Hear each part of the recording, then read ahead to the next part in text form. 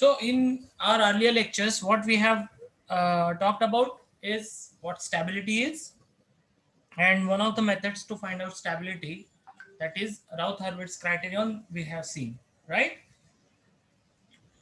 Today we are going to discuss about a very important tool for stability analysis, and that is called as root locus. Okay, the root locus uh, technique is basically, as the name you can from the name, as you can yeah, get an idea, it is a locus of roots. Locus means, locus is the uh, connection of similar points, right? And roots, how the root of a system traverses in the S plane, that is what is root locus. We are going to see what the definition of root locus is. So in this lectures, what we are going to see is what root locus is, then what is the angle and magnitude condition, then how the root locus is constructed, and then we'll see some examples. Okay, so now let's see. This is a unity feedback control system, very simple one, right? There is a very simple unity feedback control system where the forward transfer function is k upon s plus 1, and it is a unity feedback. So the feedback function h of s is 1. So what is the closed loop transfer function? Right, this is the open loop transfer function. So the closed loop transfer function is using our formula gs upon 1 plus gshs. The applying this formula, what we get, the closed loop transfer function is k upon s plus 1 plus k, right? S upon k upon s plus 1 plus k, right? So where is the root, or where is the pole of the system? Basically we have seen until yesterday that the stability depends on what factor? About it depends on the poles of the system, right? Now this system, as you can see, has only single pole, right? This is a first order system. So where is the pole? The pole is at -1 minus k. S is equal to -1 minus k is the pole. So what does it mean? If you change the value of k, the value of pole will also change, correct? If you change the value of k, the value of pole will also change, right?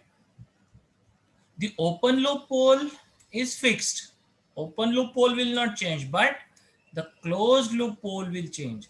And stability is dependent on closed loop poles, right? Now, what is this k? K is the gain.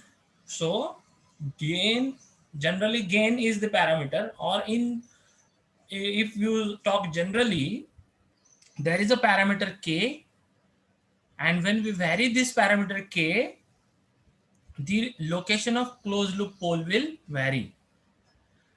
Okay, you got this idea why I'm saying this? Because if k is equal to 1, see, s is equal to what? S is equal to -1 minus k, right? S is equal to -1 minus k. So k is equal to 0, s will be -1. K is equal to 1, s will be 0. K is equal to 2, s will be 1, right? So based on the value of k, our s is going to change. Our pole, closed loop pole is going to change, right? So what we are saying? We are saying that based on a parameter k, which generally is the gain, our closed loop poles are going to vary. Okay, just what I was talking orally, just you can see this in an example. If you change the value of k from 0.5, or let's say even you put it 0, it will be 0. So if you start changing the values like this, the value of pole will also change, right?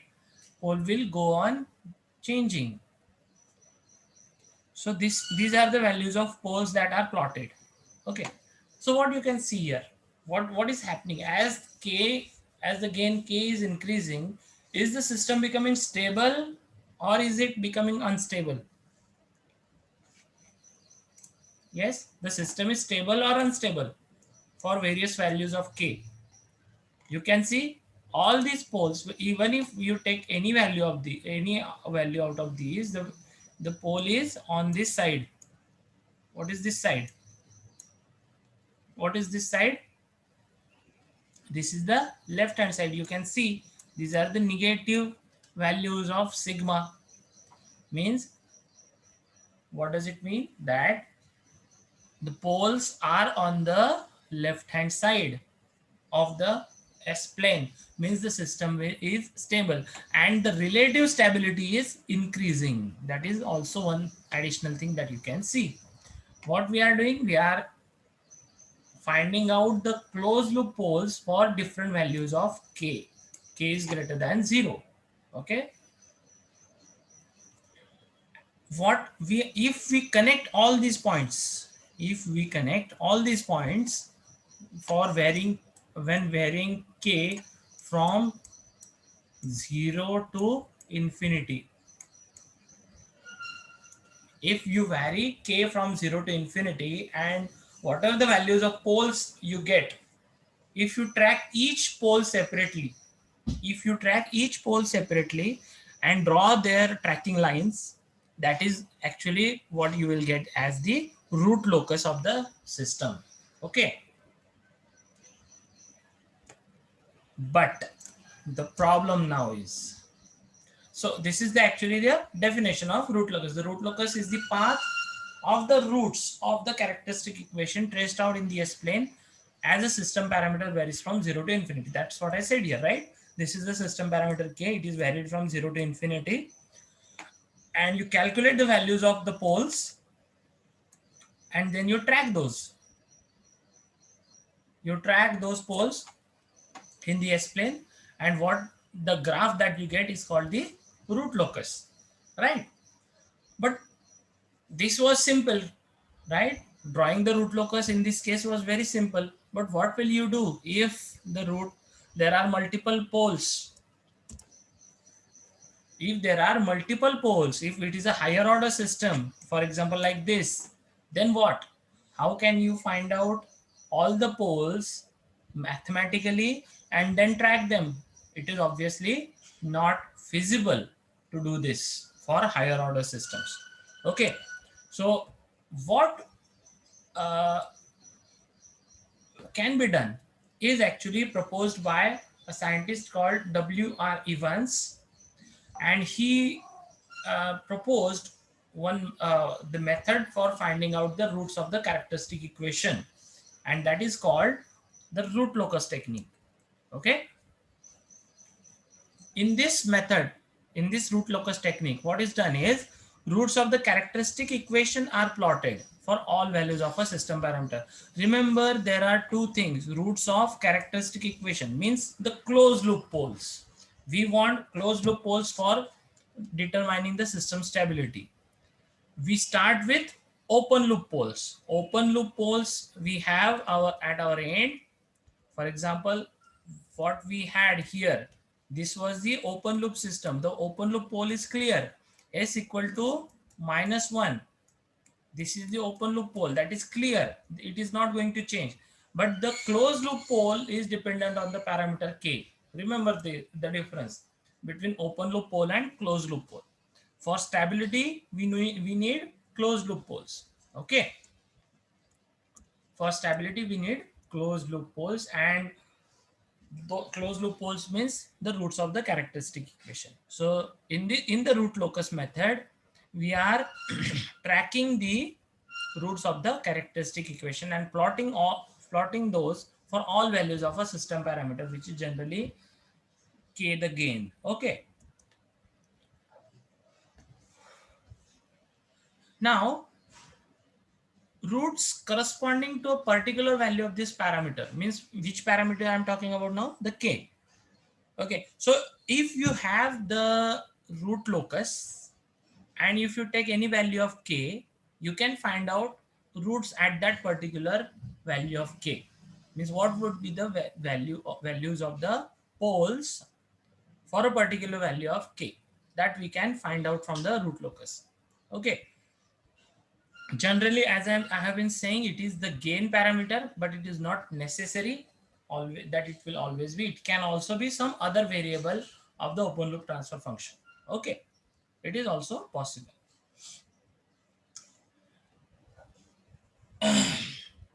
When we change this parameter, using those changes, we can track the effects of the location of closed loop poles and zeros, or by addition of open loop poles and open loop zeros, what happens to the closed loop poles. This also can be studied by using the root locus method. We are going to see this in practical also. I will give you the code to run, and that you can see on practically also. Okay. So now, for constructing the root locus, there are two basic conditions that we have to see that are satisfied, which is called angle condition and magnitude condition.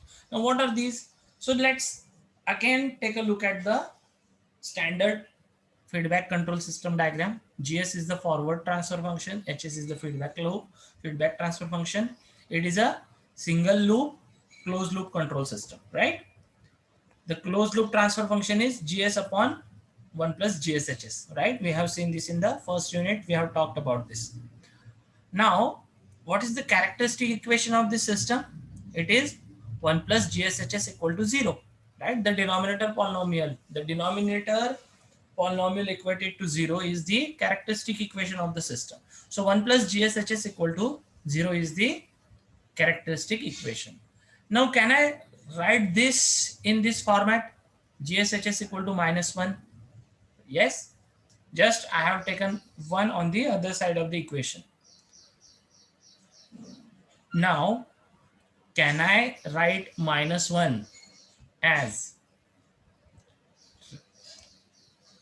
see, GSHS, you can agree that it is a ratio of polynomials in S, right? It is a simply a ratio of polynomial, and because GS as well as HS are already polynomials in S, S itself is a complex variable, means GSHS is also a complex quantity, right?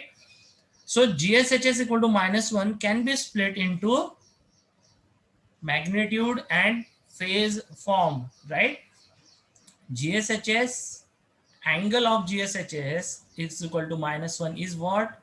Plus minus 180 degree, right? Plus minus 180 degree, the negative real axis, right? That is the angle of the quantity GSHS. And what is the magnitude? Magnitude obviously is 1. Magnitude is 1, correct? So this is actually called the angle and magnitude condition. Okay, this is actually the angle and magnitude condition for the roots. Because see, where did we start? We started from 1 plus GSHS equal to 0. This is the characteristic equation. We are just talking about the characteristic equation only. We know the roots of the characteristic equation are the closed loop poles, and that is what we are going to find out. Where are the closed loop poles? How the closed loop poles are changing, right? So if it has to be a closed loop pole, if any value of S which has to be a closed loop pole, then it has to satisfy these two conditions. The magnitude, if we substitute value of S in this equation, magnitude GSHS equal to 1 and angle GSHS equal to plus minus 180 degree 2k plus 1, right? These two conditions has to be satisfied by that particular value of S. If it satisfies both these conditions, then it means that that value of S is the closed loop pole. Okay. So angle condition, magnitude condition, right? And that is how we get the value of S which fulfills both the angle and magnitude condition. Now, as we have seen that it depends on the value of K, that capital K, which was the system parameter gain K. If we change the value of K, obviously this function itself is going to change. GSHS is going to change. And based on that, value of S is going to change.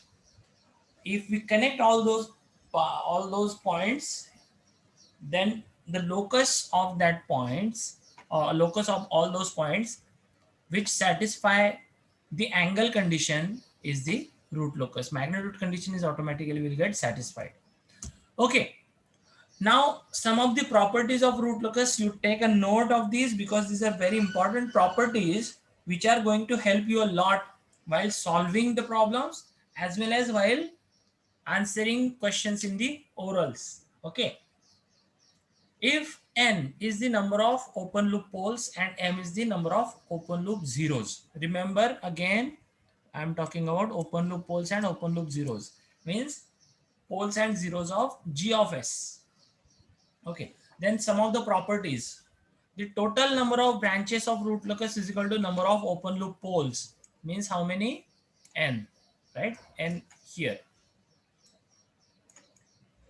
Remember, total number of branches of root locus is equal to number of open loop poles. Now, why is it like this? Because see, number of poles is the same, is going to remain the same. The number of open loop poles is going to be equal to the number of closed loop poles. And we are trying to plot locus of each pole. So how many poles? If there are n poles, then there will be n loci, right? There will be n loci. Now, root locus branch starts at open loop pole and ends at open loop zero. Okay, remember this. Root locus branch starts at open loop pole and end at open loop zero. This is important because you have to draw the directions on the root locus also. Whenever you find out the root locus, you have to draw the direction also. And for that direction, you need to know where the branch is starting and where it is going to end. Okay. Now, if there are more poles than zeros, means if n is greater than m, then what? If n is greater than m, then the point to says root locus branch starts at open loop pole, means n branches will start. But to end, there are not as many zeros. So the remaining branches will end towards zeros at infinity. Means virtual zeros. Zeros at infinity. Okay. Those kind of branches are called asymptotic branches. We will see what those are. And another property is root locus is symmetrical about the real axis. Means if let's say root locus on the positive side is like this, then you just try to find out the positive side and then just take mirror image of this. That's it. You don't really need to calculate what will be the shapes on the bottom half.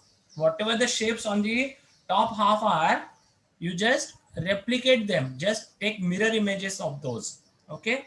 It is symmetrical about the real axis. Okay, so these are some of the properties of root locus. Now let's jump into the steps of finding out root locus. How to find out the root locus. Okay, so first thing, very basic thing is to find out open loop poles and zeros in the S-plane. So just for an example, if this is the GS given, then open loop poles are the poles of GSHS. Okay, GSHS, you take it, HS is obviously 1, so it is the same as GS. Now this numerator and denominator we have, you find out the roots of the numerator as well as denominator polynomial. So where are the roots of denominator? Obviously there is no numerator polynomial. So there is no zero, there is no open loop zero in this system. Where are the open loop poles? What are the values of open loop poles? Can someone tell me? Where are these poles? Means what are the values of S for which this denominator will become zero? What are the values of S for which the denominator will become zero? Yes? The 0, 1, and 2. Sorry, Zeros. -1, -2, and 0. Yes, correct. Right? So the open loop poles are 0, -1, and -2. You can see I have plotted them on the S plane. Okay, we have to use normal graph paper, the standard graph paper for plotting the root locus. Okay, however, selecting the scale is a little bit tricky. Okay, it is a little bit tricky, and for that you are going to need some practice. Okay, you are going to need some practice for selecting the scale and where to draw the x and y axis, or I mean where to draw the origin. Now you can see where is I have taken the, actually this graph is directly given by the software. And why is it like this? Why I have more on the negative axis and very few on the positive axis? Because since the poles are on the all are on the negative axis, very small portion of the root locus is going to be on the right hand side. That's why we have to use that's what the logic we have to use for selecting the scale. This logic you will develop only after practicing. Okay, you will have to practice some n number of questions and number of problems for root locus. Then you will develop this logic where to use the scale, where to use this origin. Okay. Okay, so once you find out the open loop poles and open loop zeros, you plot them and you get something like this. Remember, for pole we use a cross, and for zero we use a small circle around the point. Okay, that is clear to all, I guess. Now, this second step is determine the root locus on the real axis. Loci, this loci is the plural of locus. Okay, locus is singular, loci is plural. Why I'm using plural? Because there will be how many branches? How many branches will be there? Just now we have seen the property. There are going to be three branches of this root locus. There are going to be three branches of the root locus because there are three poles, right? There are three poles, so three branches.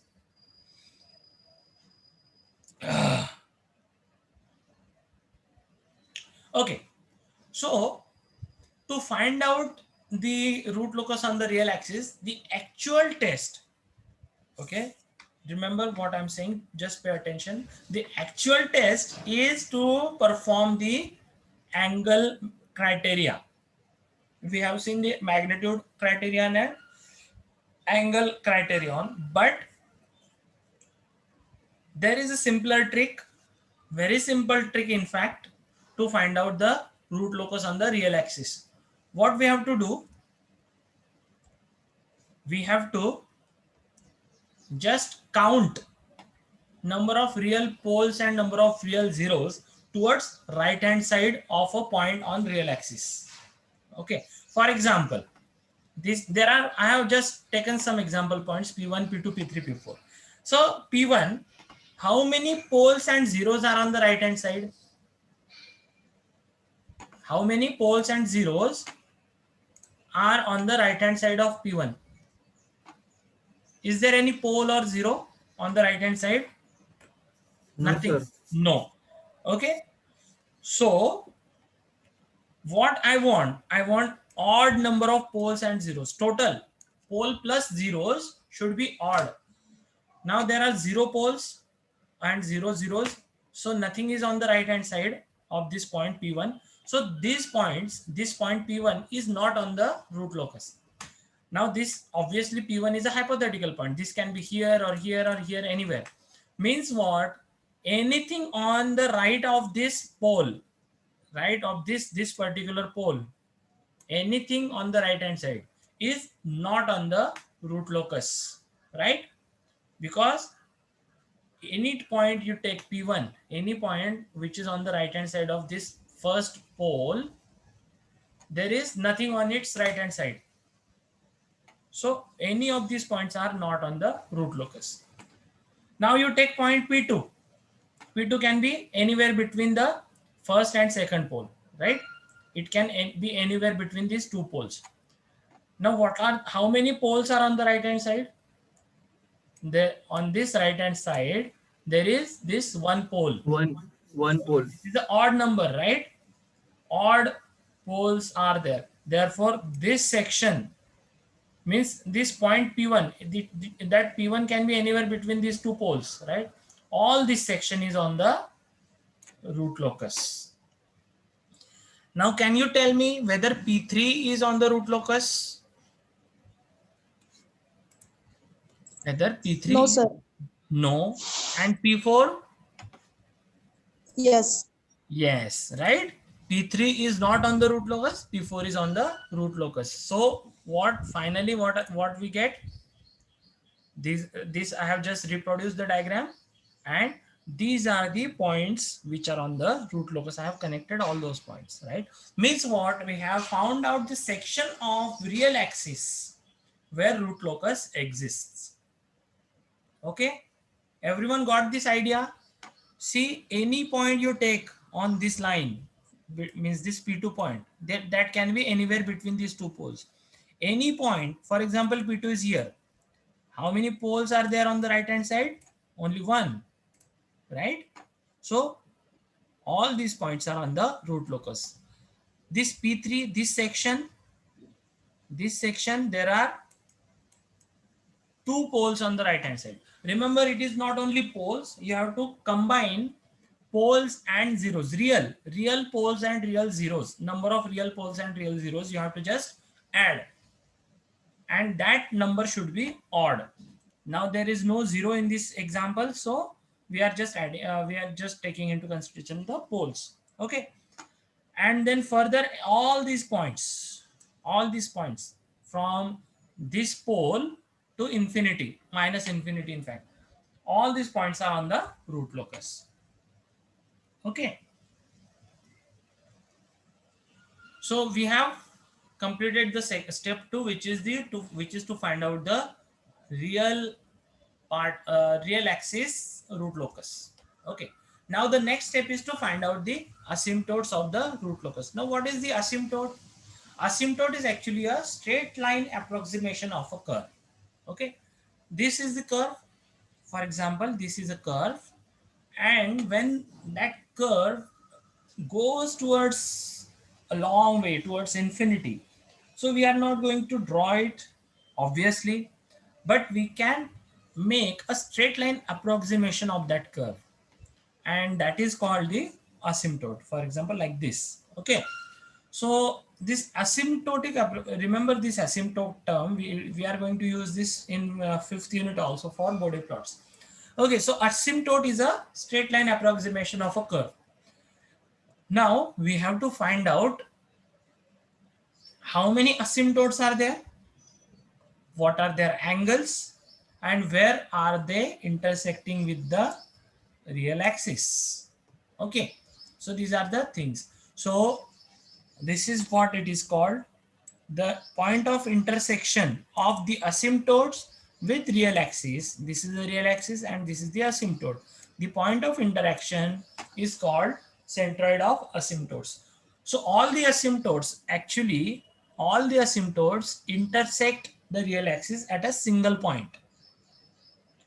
So if there are 4 asymptotes, all those 4 will intersect the real axis at a single point, and that point is called the centroid of asymptotes. And the angle that is made by the asymptote with the real axis is called angle of asymptotes. Now, how to calculate this? To calculate the angle of asymptotes, we have this formula. Okay, plus minus 180 degree into 2k plus 1 divided by n minus m. Now, what is this n? N is number of poles and m is number of zeros, number of open loop poles and number of open loop zeros. What is k? The k is going to vary from 0 to n minus m plus 1. Now why so? We can see from the calculations also. Okay, the total number of distinct asymptotes what I'm saying, distinct asymptotes is going to be n minus m. What does it mean? Is once you complete n minus m asymptotes, you are going to get in this formula, because we are going to substitute k from 0, 1, 2 like this. So you are going to get repeated same things. You are going to get the same angles.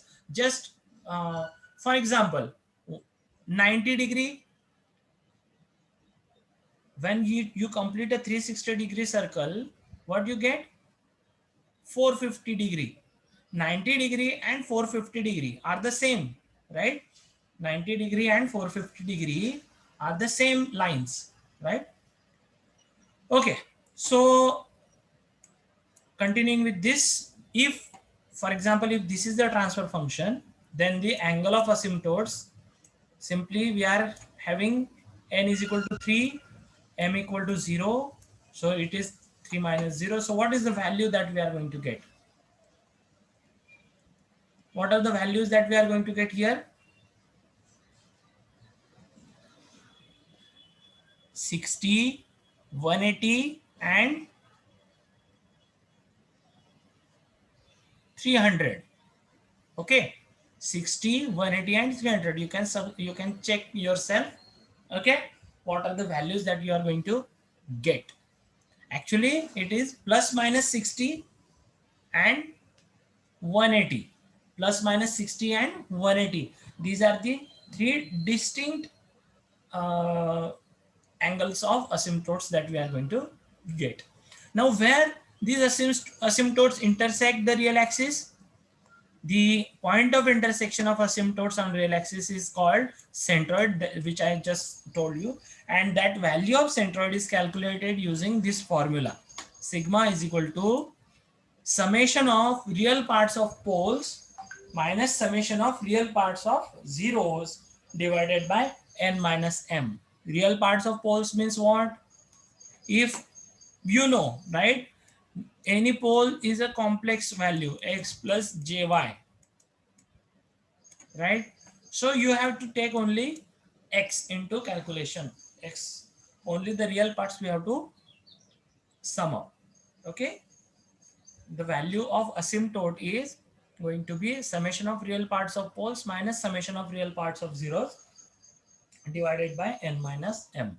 Okay, now to find the breakaway point. Now what breakaway point actually means is, now we are going back, we have to take a look back again at the property. What we said, that a root locus branch starts at open loop pole and ends at open loop 0. Now there is no 0 in this example, you can see, right? There is no 0. Branches are starting from each of these points. The third branch was like this, right? We have seen that the third branch is like this.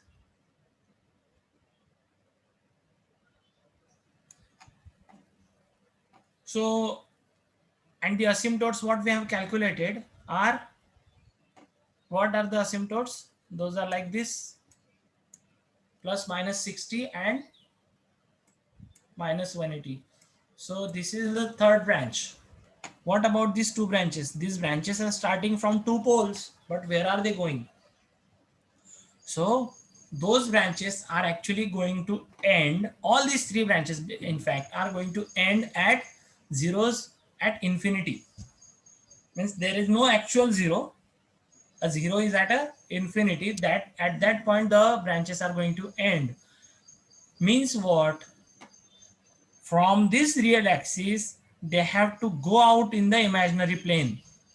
The branches have to go out in the imaginary plane, and the point from where the branches leave the real axis, the point in the S-plane where the branches leave the real axis and go into imaginary plane are called the breakaway point. Okay. Also, it is the point where multiple roots of characteristic equation occur, right? At this point,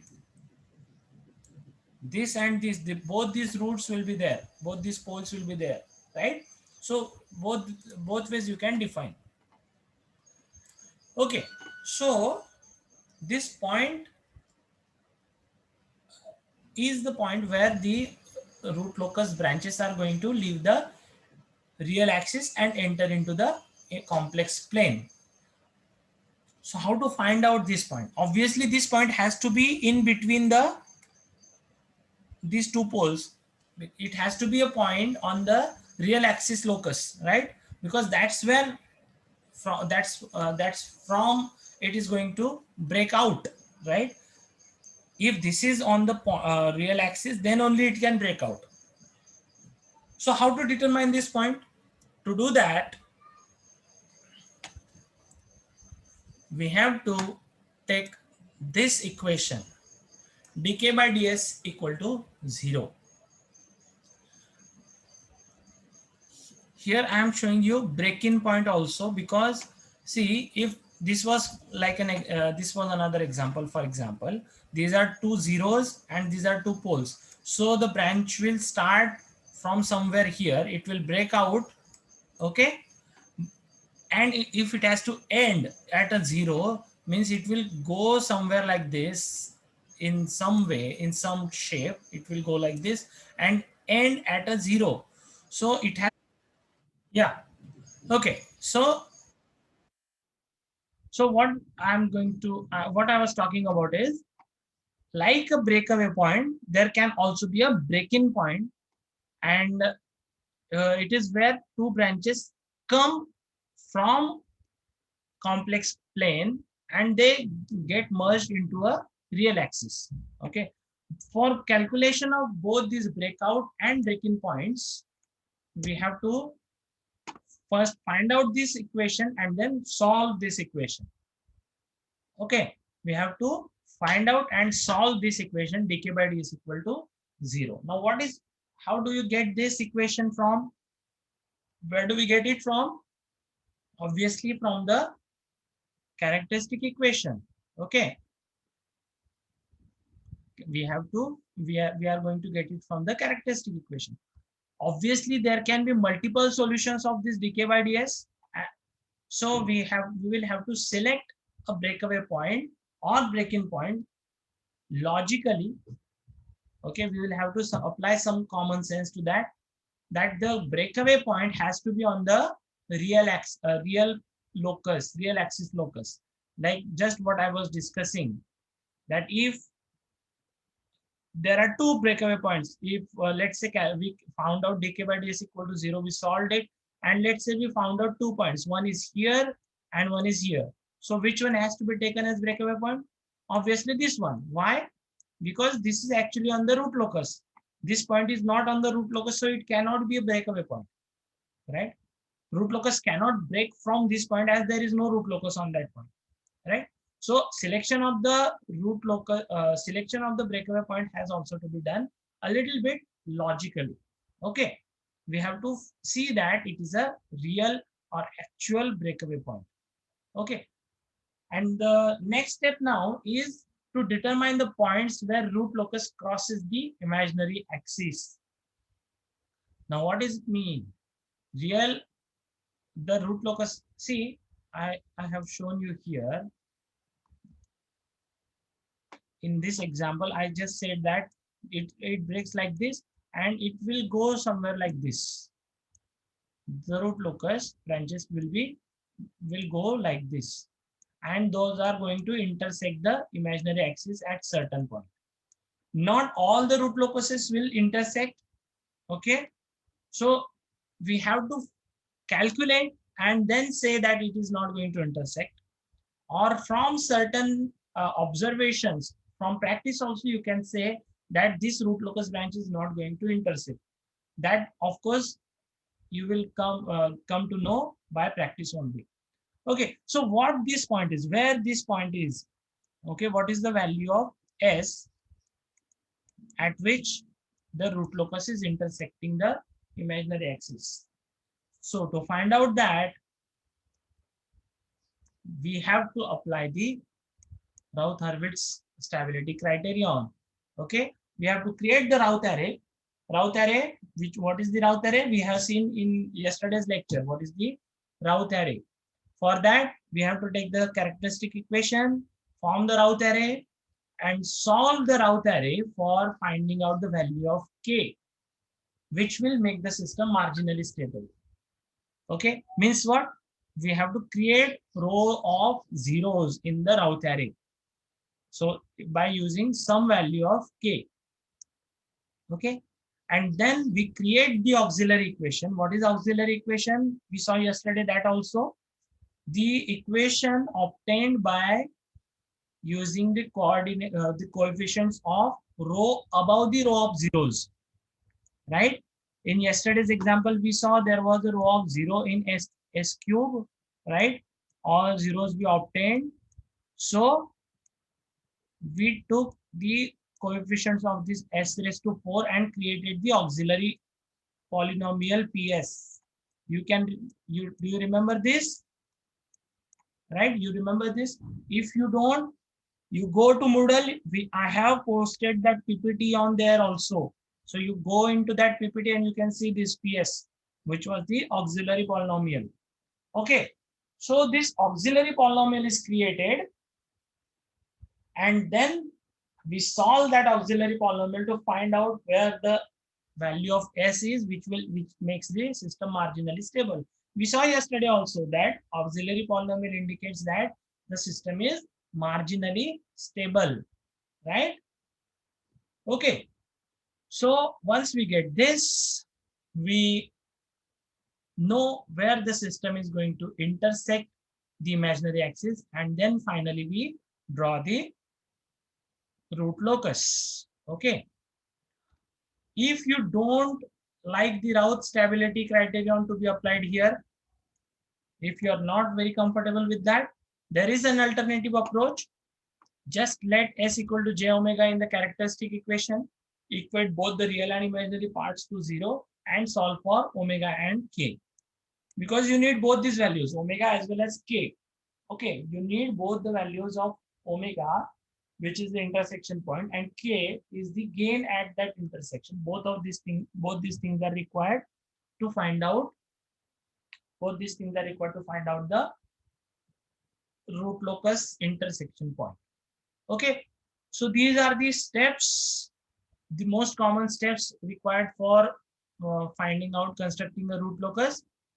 Now, in tomorrow's or in the next lecture, we are going to solve this problem completely. This is the same example that I have been discussing. Okay, so we are going to solve this example in our next lecture. Okay, so from those steps, it would be clearer to you how this thing works. Okay, so now you put your attendance in the chat box, and if you have questions, you can ask. If you have questions, ask your questions. Otherwise, just put the attendance and we'll stop.